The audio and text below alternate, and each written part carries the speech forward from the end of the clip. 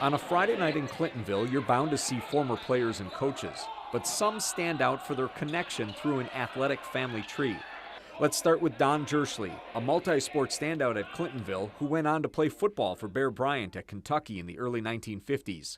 He later signed a contract with the Packers, but an injury cut his career short. He returned to Clintonville and coached for decades. The baseball field is named in his honor. I was tough, like he was, and when I coached, and you ask the kids that played for me too, they'll tell you that we've always had good athletes here. Among Don's children is Mike, a standout in baseball, basketball, and football. He passed on a football scholarship at Wisconsin to play professional baseball with the Rangers, advancing all the way to AAA. He went on to great success as a manager, winning more than 1,000 games with Omaha in the Kansas City Royals system. This season is his first as a bench coach on the big league staff. I think the kids in this town, work together. It's a small town atmosphere. Everybody knows everybody, and, it keeps you in check, really. It kept me in check when I was here. Back in 1960, a young coach named Carl Bruggink took over the basketball program. He and his staff built the Truckers into a perennial state contender. During the course of 41 years, Bruggink won a pair of state titles and moved into 7th place on the state's all-time wins list. The Truckers play on Carl Bruggink Court. And I think one of the things I'm most proud of is in all those 41 years, I've never had anybody quit the team. The subs stayed with it.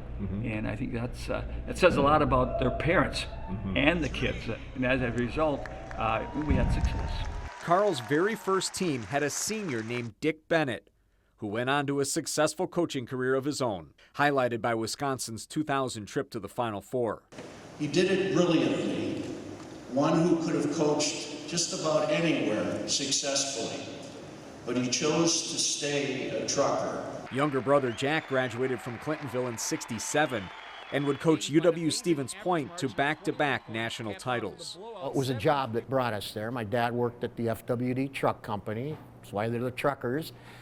But I also think in the back of his mind, he wanted a setting that was more conducive for my brother and I, for a family to grow up. My mom wasn't crazy at first about Clintonville, but she fell in love with it as well. The Bennett coaching tradition has blossomed. Dick's son Tony leads the Cavaliers in Virginia. His daughter Kathy guides Northern Illinois, and Jack's son Nick is an assistant at UW-Whitewater. In addition to Dick and Jack Bennett, Carl Bruggink coached his own sons, Jeff and Steve, at Clintonville.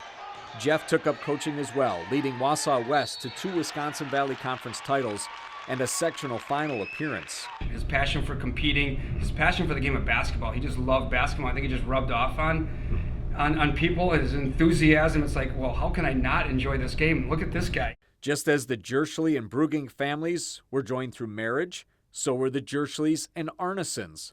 Marge Jirschele and Dave Arneson, another Clintonville standout who played football at Wisconsin, had 2 daughters who played basketball at State. Their son Sam is currently a Badgers tight end. Every kid played all sports. There was no specialization to say.